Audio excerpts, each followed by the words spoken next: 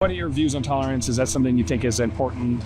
Oh no, it definitely is more important. I don't know, I try. I think it's so important. Like, I have my own beliefs, even if you think of like political stuff, but I honestly love hearing what everyone has to say. It's, you have to be tolerant of other people, other ideas. Is that something you try to practice in your own life? Yeah, that's definitely something I hold high value of. Another feature of our society is we tend to be kind of upset a lot. And a lot of it, we should be. Like, it's good things to be angry about. But this kind of seems to contradict the idea of tolerance.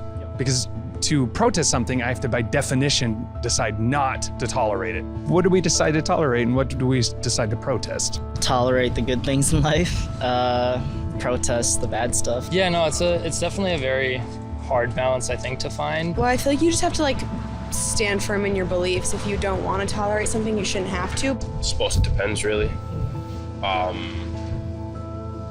Human decency? Under the foundation of that is still a set of moral beliefs that have to come from somewhere. In a world of 8 billion opinions, who decides? I think that's up to the individual. I don't think society as a whole has to make that decision.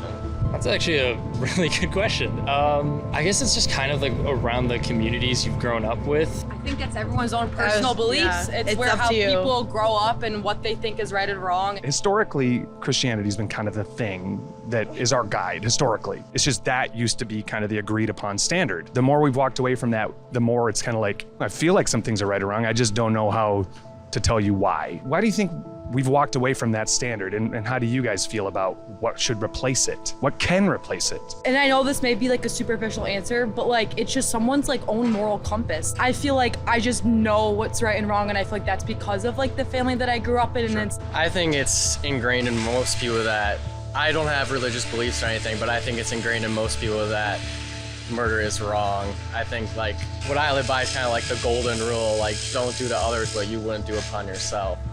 Which that came from Jesus in the Bible.